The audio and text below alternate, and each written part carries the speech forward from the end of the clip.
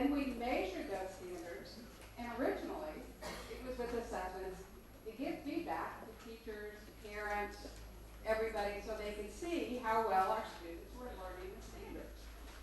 Of course, you know, as the years went on, the assessments that were developed to do this also became used for accountability, for many other purposes, and so we've gotten a little bit away from recognizing part of the value of our state assessments should be providing the kind of information we need for curriculum planning, for individual student guidance, for remediation, all of these kinds of things. So Cindy and I have brainstormed and said, we need to do a session that ties all of this together. So that's what you're going to hear today.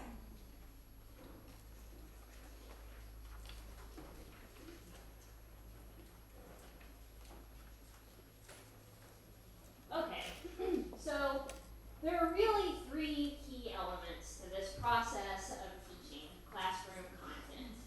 So the first element is standards, the second is curriculum, and the third is assessment. And it's easy in conversation to kind of break those up into three very separate things. So what are those things? Well, standards are what we teach, and curriculum is how we teach it. And assessments are a measure of how effective we were at teaching the standards that we taught. So that sounds really clean and easy and clear cut, right? But how many of you are classroom teachers? Nice. First of all, thank you for what you're doing. So even though that sounds really clean and clear cut, we know that it's a process, and processes are complex. And there are a lot of different elements that come into play in a process, which is the teaching and learning of content for students. So as I mentioned, I found out yesterday that I was going to give this presentation. So I hate going into presentations and having someone read the slides to you. So I'm going to try not to do that, but I know that Dr. Koss has put in some really important information that I want to make sure that you get. So let's look. So what are standards? Learning standards are concise, written descriptions of what students are expected to know and be able to do at a specific stage of their education. Academic standards specify what students should know and be able to do, what they might be asked to do to give evidence of standards, and how well they must perform. So there are content, performance, and proficiency standards. So what are content standards? It refers to what students know and what they should be able to do. Performance standards tell how students will show that they are meeting a standard. And proficiency standards indicate how well students perform.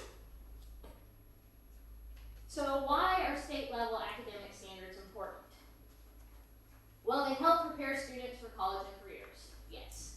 They define credit requirements for graduation, and they guide school districts' adoption and design of curricula. So we need to make sure that all students have access to a high-quality education. And by having standards, that's exactly what they are, a set of standards. So it's an issue also of equity, so that all students have an equal opportunity to learn the same content. So this requires clear statements of what all children in the state should know and be able to do, as well as evidence that students are meeting these expectations. Furthermore, academic standards form a sound basis on which to establish the content of a statewide assessment system. So how do we ensure our students are college and career ready? Well, we teach the college and career standards. When do we start preparing students for college and career? So beginning in the early grades. So I was in a session earlier where we were talking about, we hear this catchphrase a lot, college and career readiness. So that seems very relevant for high schools and somewhat relevant for middle schools, but often that college and career readiness kind of gets lost in the elementary stage. But we know that this is an entire pathway. So it's important that standards start in early grades and that these standards are connected to the college and career pathways that are available to students. Success in each grade enables students to have success in the next grade.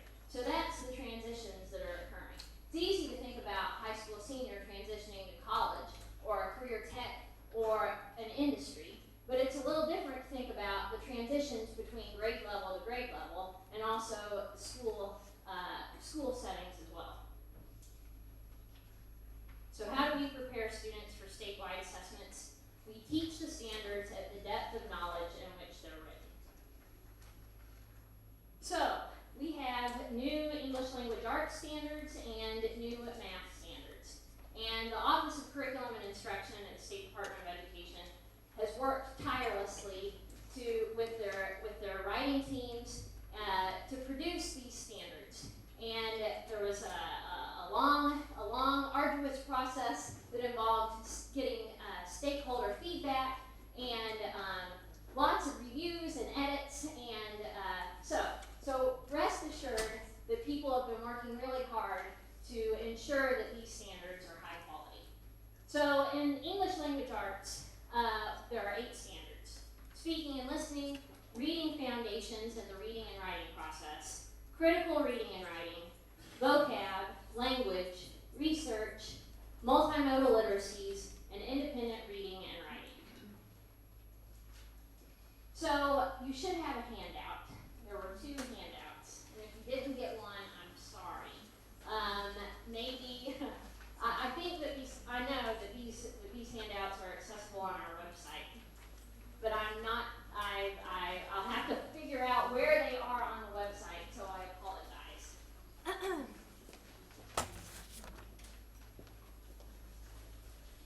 So the ELA standards that you have, this is an at-a-glance copy, so it's not the entire set of standards for K-12.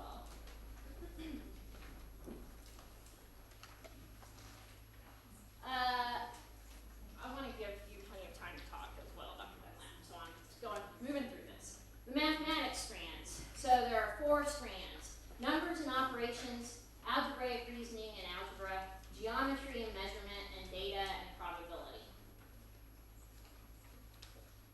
And this is the setup for the standards.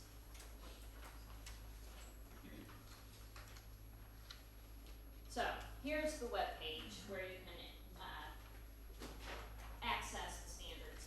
So these are the home pages for each set: the math, the science, and the ELA. And I think that brings me to Dr. Koss. I'm sorry, folks. Let me give you my contact information, and I want to give you Deputy Superintendent Dr. Koss's contact information as well. So I appreciate your patience and your flexibility. So I'm Ellen Dollarhide. That's ELLEN.DOLLARHIDE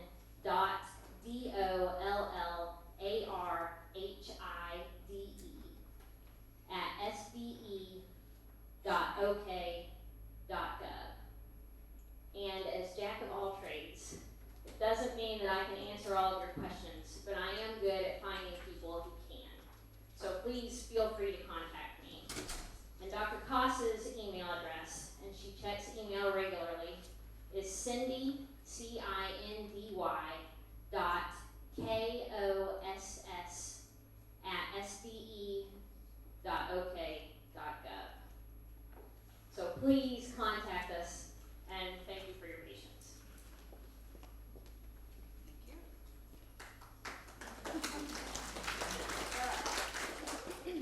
So one of the issues that I wanted to mention is that this is really a great time for us to be looking at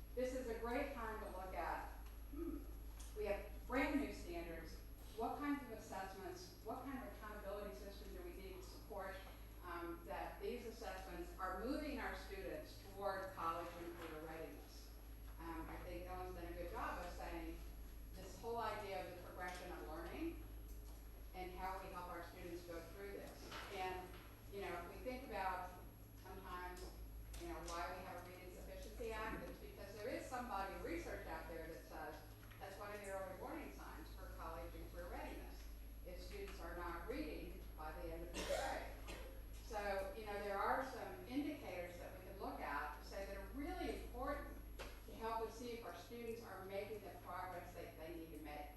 Now, for those of you that are classroom teachers, you assess all the time, right? You do formative assessment. It's part of your instructional cycle. So you have feedback on your students regularly.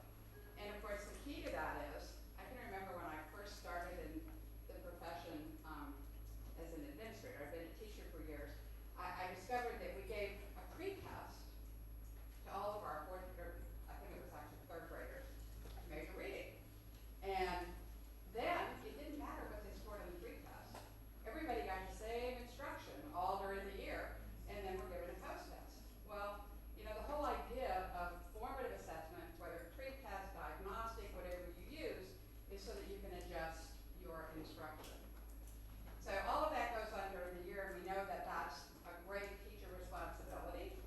But we also know that for various reasons, partly federal funding, and also legislators at the state level who like to get involved, we do have requirements for what are called summative assessments. And large-scale assessment is different than your classroom assessment. But if it's doing what it should do, it should be providing you benchmarks again at the end of each year as to what kind of progress your student is making toward learning the standards. So what do grades 3 through 8 assessments do? They measure student progress toward college and career readiness, and they also indicate if a student needs additional instructional support or alternative programming. And that's really important to give us that option. And unfortunately, sometimes, you know, it's hard in a school and in a classroom to be doing that, to be that responsive. I don't know if you've done RTI, responsive intervention, all of these things are great. They're just difficult to accomplish sometimes in our current classroom structures. High school assessments. Well, they also measure progress toward college and career readiness. And as we put a new assessment program into place, it's going to be very important that we articulate our assessments so that they measure that progress along the way. So that if we want to look at growth, if we decide we're going to measure individual student growth or something, it needs to be 3 to 4 to 5 to 6 to 7 to 8, and then you can skip a grade once in a while, 10, and then if we have grade 10, or if we have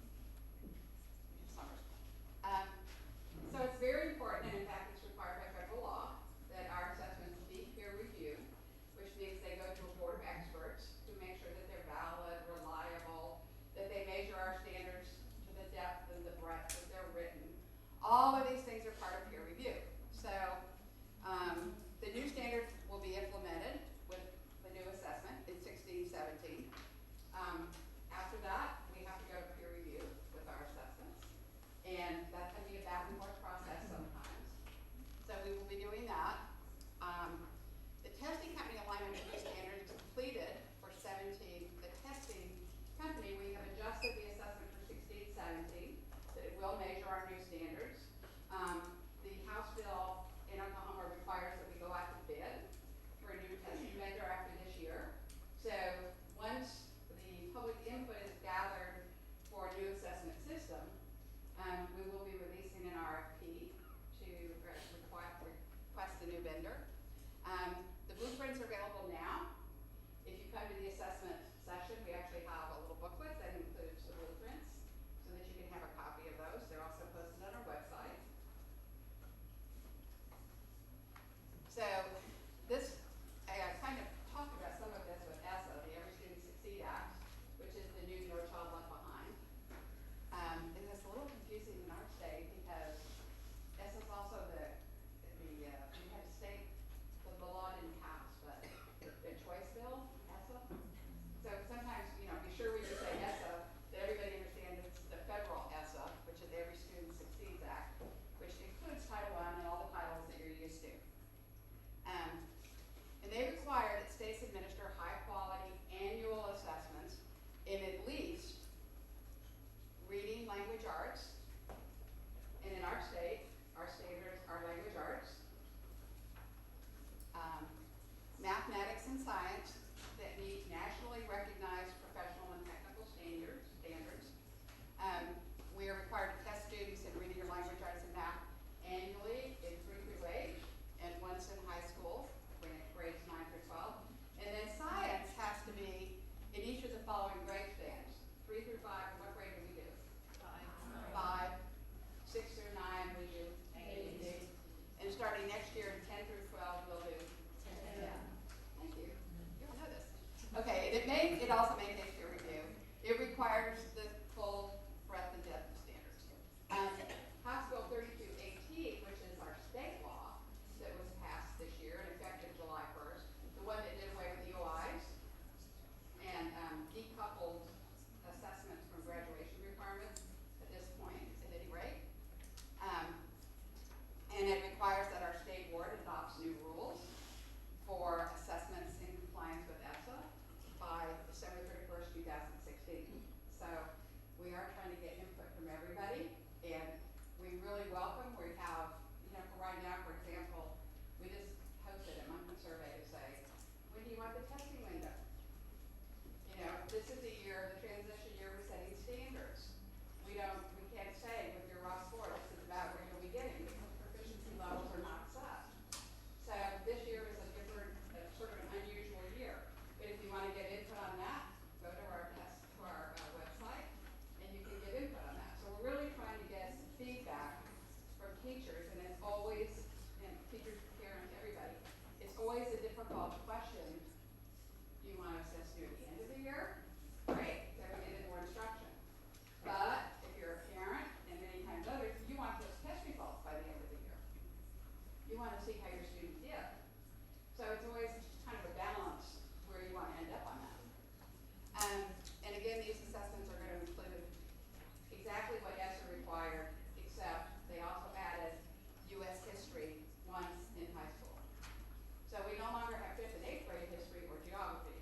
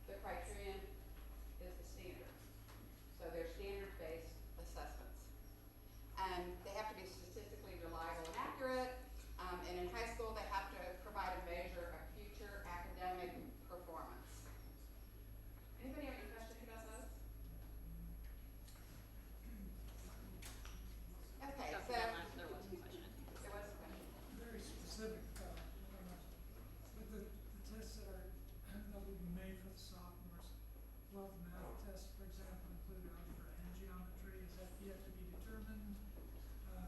Yeah, of course, since it's a 10th grade test, we wanted to give most students the opportunity of taking all those to take. And as you know, pre-algebra begins in what grade level now? Eighth grade. So you will already start getting some of that, and geometry also is embedded in some of the middle school curriculum all the way back, actually. So yes, the 10th grade test blueprints are in the little book that was in the assessment handout, and it does include some geometry. We were really cognizant of not lengthening the test. So that's why, we could talk about including a lot of things, but if you know, you have to have so many items per standard or for, to report it, and so it gets complicated, so we weren't able to shorten the test much at this point, but we were able to include some geometry. And then one other small thing on the transition year. Is it going to be up to the districts to determine whether EOIs stay on the transcripts or not for the next? The EOIs went away in July 1st, and there is no requirement right now in 1670 for anything to go on the transcript, but it is part of the recommendation for not next year, 17, 18, that something go on the transcript. But EOIs are no longer required, so I think it's a district choice. We can keep them at home. You can keep them, sure. You can always do more than is required, but the requirement, yeah, is gone. Could I get some clarification on that last statement? Financial literacy and CPR, and then those things still are required to go on the transcripts? I believe they are. Cindy, that's Cindy's area, but I believe they are. Those did not go away. The only other thing that went away was fine arts. And then the other question I had about that is The the testing for fine arts. industry certifications that are part of this same law, I believe. Are The what? those, the industry, career tech and industry certifications? There is a those- bill that Do looks those at have to go on in 16, 17 or this current school year for that following year? I am not sure of the timeline on I think Yen's bill had that in there, several bills. Carolyn's not in here. But yes. And I think most of that is May. And not a requirement. So, yes. Okay, so I'm a fifth grade writing teacher, and for the last 2 years, I've thrown out the testing score. Wait a minute, I'm sure people can't hear. I should have been in the microphone to you all. Okay, as a fifth grade writing instructor, for the last 2 years, they've done away with all of our hard work. And so I heard that they have done away with the writing test, but that's never been, like, actually set in stone. Do you have any information on that? I do, you're back in assessment, I can answer those questions. So, yeah, reading, our standards are English language arts. So, by federal law, we have to assess the breadth of the depth. That includes, we wrote in listening and speaking. Now, other states have found themselves in the same situation, and this year we were able to submit a request for a waiver, so we will not be assessing listening and speaking. It's great to assess, but honestly, it's a logistics nightmare that's very expensive. And you probably know that from DLL assessments and things. So at any rate, it's difficult. So writing, however, there is no waiver to not do writing. So we are assessing writing in every grade level.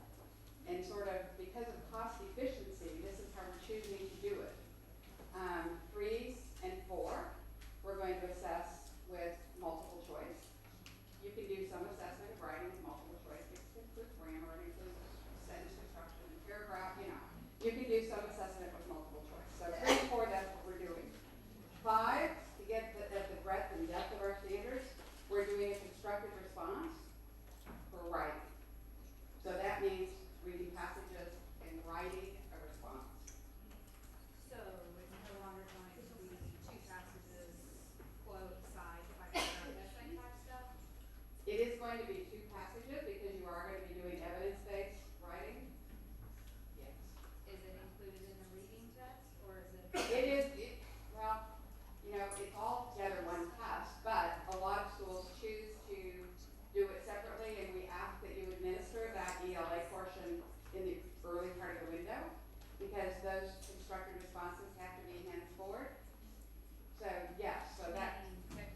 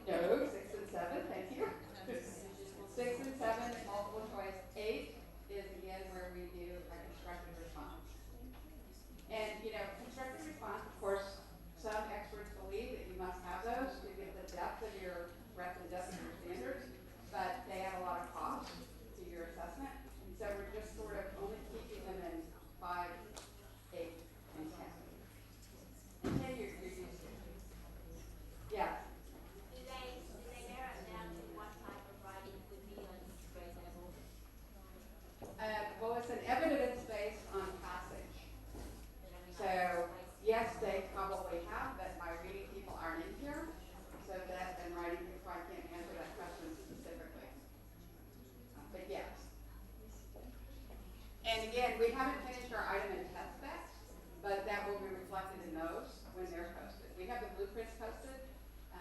You can see how the writing fits into that, but the item and test specs will further let you know. So the bill also, of course, gets rid of EOIs and ACE that are currently given.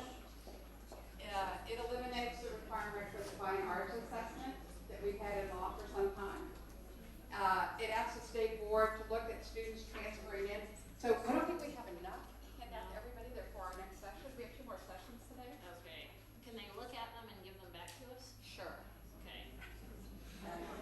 Or they can, let's come to the assessment. Oh, how many assessments? The next assessment is at 1. Okay. Yeah, but I mean, if you want to look, you're.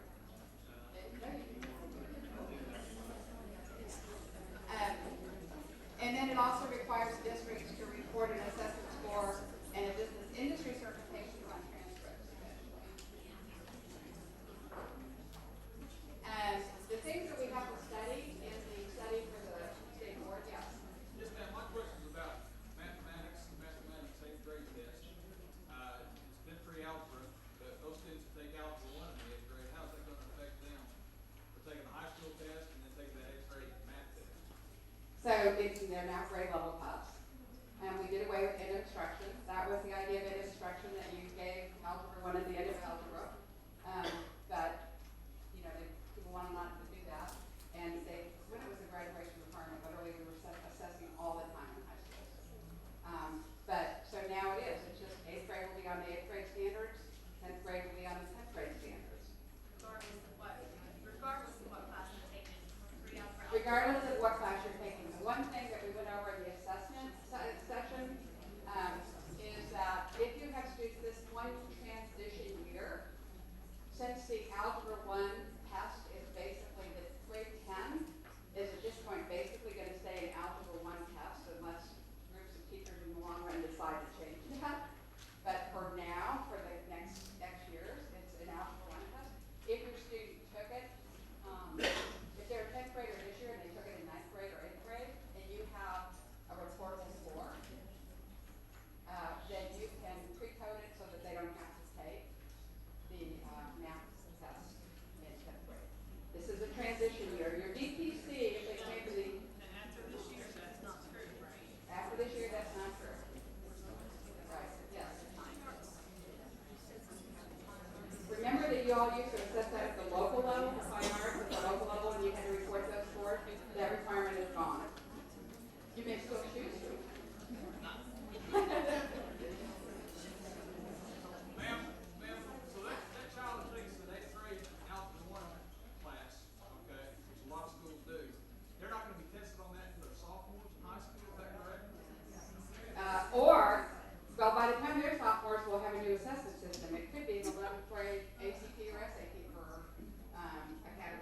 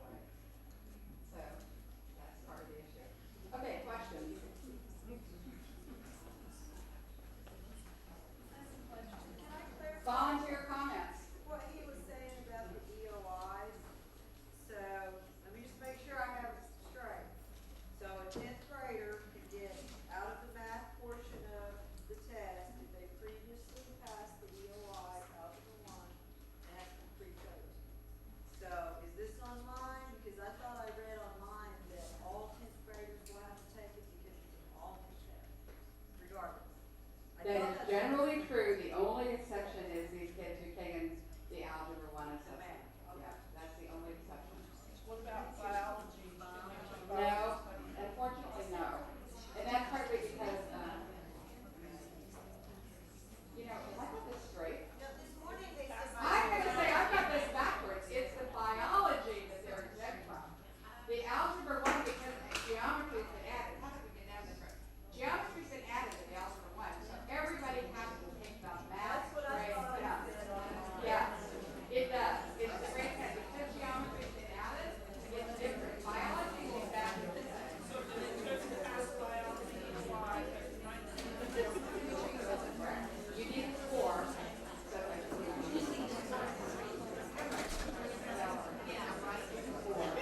when you free code, you can show that the students already made it. Any other questions? And I'm sorry that Cindy wasn't here, because anything that I did not answer well, she would have been able to answer, so we could sit here for a number of years. Thank you all for coming, and I'll see you for a minute.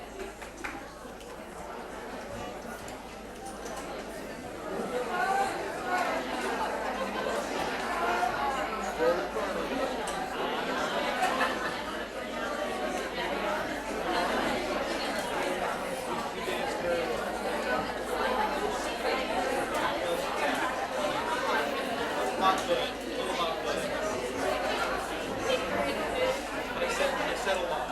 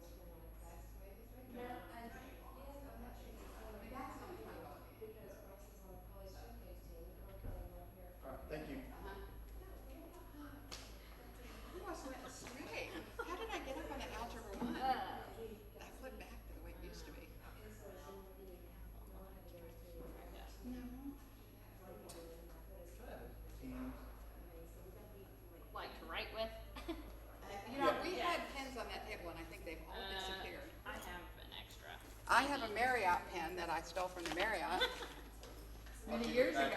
This pen has lasted longer. They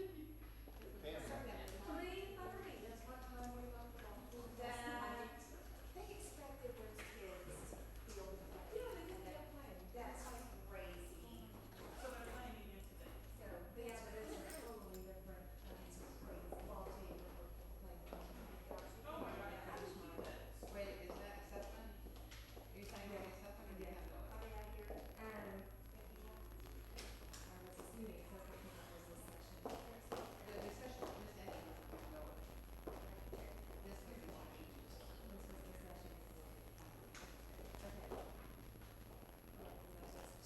the session. Okay.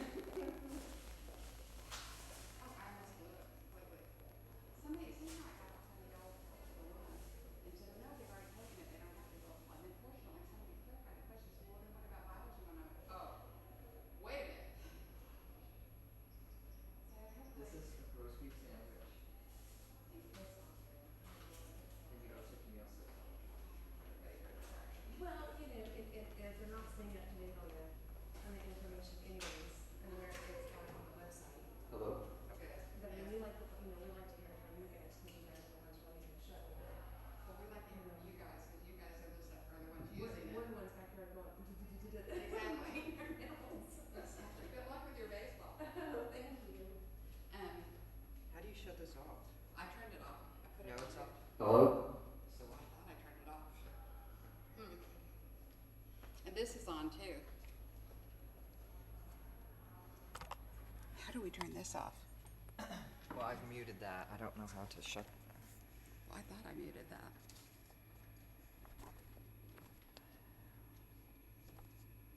Oh, that's easy. Top. Gotta sit down for a minute.